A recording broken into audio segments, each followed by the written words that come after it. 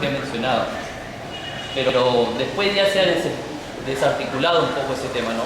La municipalidad contrataba personal de los institutos, le pagaba 15 soles, 20 soles, una propina, y se controlaba ese tema. Pero vemos que actualmente ya lo más común es solicitar a la municipalidad la fumigación, ¿no? Que es otro escenario que usted ha planteado. ¿Qué propuesta ha traído de parte del Ministerio de Salud para actuar en concreto? Porque creo que las intervenciones en el campo son lo más importante. Yo tengo la experiencia que no solamente el zancudo está en agua limpia, está en agua sucia, agua con detergente, agua con jabón. Eso no lo dice la literatura y no hay investigación al respecto. Pero sí hemos encontrado el trabajo en el campo que esos zancudos ya se han adaptado. Es un ser vivo que ha evolucionado. Está en diferentes temperaturas, en diferentes climas de acá de la localidad. Entonces quería plantear esa pregunta. Gracias por la pregunta.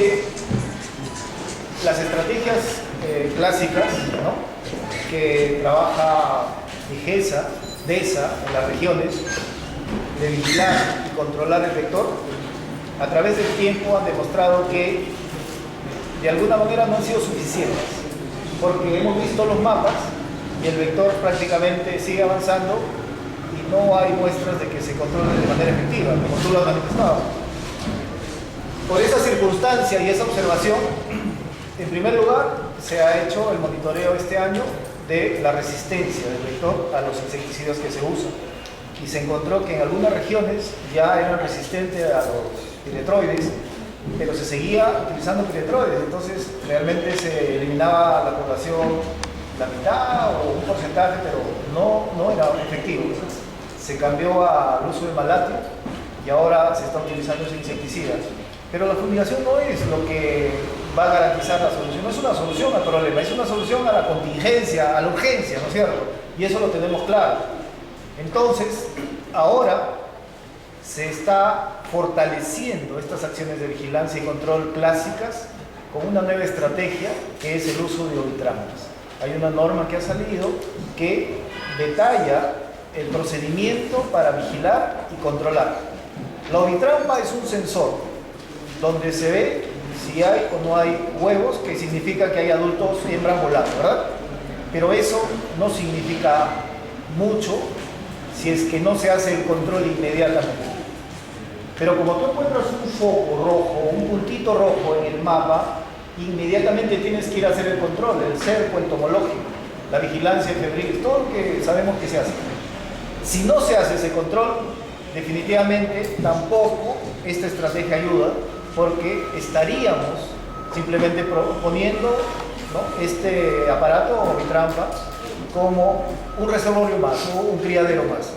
Entonces, estamos por eso discutiendo en la Jereza, ¿no?, cómo se está haciendo el monitoreo y las acciones de control en la red Trujillo, que ya tiene implementado el tema del sistema de ovitrampas.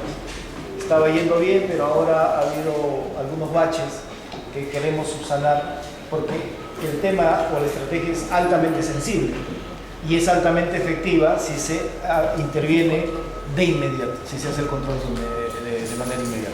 Nosotros, sino, es corresponsabilidad. Tenemos un medio ambiente no muy propicio para ese vector.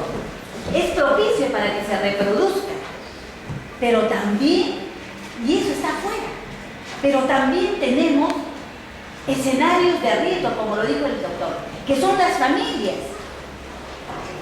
Y yo me pregunto, ¿en las manos de quién está la solución del problema? Está en las manos también de las familias. Y nosotros somos un solo territorio. Somos un municipio provincial y somos un municipio distrital. Definitivamente, el líder que tiene que congregar a todos los actores sociales es nuestro alcalde. Hemos tenido que tratar de estar en el sector salud. Todas las tácticas, todo el plan que tiene el sector salud. Nosotros venimos apoyando, como los alcaldes nos están apoyando por lo que nos solicitan, con materia logística, combustible, petróleo, gasolina y otros insumos que estamos apoyando, ¿no, alcalde? Así es. Pero también quiero hacer un llamado. Nosotros tenemos, todos los alcaldes tenemos proyectos de preinversión de saneamiento básico en mi vivienda. Yo quiero que el ministro de Salud ordene con mi vivienda que por favor, en esta zona de alto riesgo, porque estamos pasando con enfermedades emergentes tipo dengue, si estos planes tienen que ver. Proyectos de inversión. Porque si nosotros tenemos agua a las 24 horas, yo creo que se acaba pues, el dengue, se acaba la enfermedad de gastrointestinales y todo, ¿no? Tenemos agua a las 24 horas. Cascope, hasta el año 2014 se daba dejando un día, 2 horas. Ahora se dan 2 días, ahora se hace todos los días por 2 horas. Yo tengo un proyecto de preinversión de 16 millones de agua y alcantarillado por 16 millones, que ya entró en mi vivienda. No tengo duda de para eso. Igualmente otro proyecto de agua y desagüe de los elementos humanos, que permite el Cascope por 2.500.000, tampoco tengo duda, pero desde mi punto de vista, yo requiero que el ministro de Salud lleve este alto comisionado, no solamente para la libertad, sino en otras partes del Perú también tenemos enfermedades emergentes, por lo menos dentro de estos proyectos de los alcaldes. Para tener conocimiento todos ustedes, el 75% del presupuesto nacional está bien más en los ministerios, amigos. La torta está, el 3/4 está en los ministerios. El 14% del presupuesto nacional tiene la gestión del gobierno regional. Y el 11%, solamente el 11%, mira, ya está más de 2.800 municipalidades. Y por que nos vean, nosotros ir a Lima con nuestros proyectos. Yo veo más de 10, 11 veces por un proyecto que no sale. Estoy 3 días porque ese proyecto no sale. Los alcaldes tenemos esa gestión, desde la buena gestión, pero no tenemos lugares. Desde ese punto de vista, yo creo que estamos yendo a apoyar. Tenemos ingresos directamente recaudados, que la morosidad es alta. Los mercados del 70-80% no pagan sus arbitrios. En el agua aquí no pagan el 80%. Impuesto predial tampoco es alta, el 80% de la morosidad. Pero aún así nosotros tenemos, yo como médico también, hasta diciembre de 2014, estamos ya nos apoyando desde ese punto de vista. Mi alcalde primero estuvo acá, me pidió disculpas, pero envió a su representante. ¿Quién está de Paiján acá? Ahí está de Paiján. Yo creo que dependiendo de estas disposiciones va a haber acuerdos y compromisos. Sí. Desde ese punto de vista yo creo que sí vamos a poder. Perfecto. Si hubiese alguna otra participación, por favor. Un momentito. Buenos días a todos los presentes. También quiero compartir la información que ha dado acá el alcalde del Coque y también compartir las preguntas de uno de los presentes respecto a este tema. Creo que este tema del dengue chikungunya es la tercera vez que concurro acá con nuestro alcalde y es casi lo mismo. Educar, lavar, prevenir, todo eso, ¿no? Pero lamentablemente nosotros como municipio somos entes de apoyo y algunas acciones de prevención. Casagrande se ha reunido con la jefa del centro de salud de allá y hemos dado todo el apoyo necesario que nos hemos solicitado. Aparte nosotros, con el área respectiva, hemos salido a hacer algunas reflexiones para ver de qué manera más trabajamos para combatir este vector. Pero no solamente es prevenir, educar y repetir las charlas una y otra vez. La cuestión es económica. Los municipios tienen recortado todos sus presupuestos.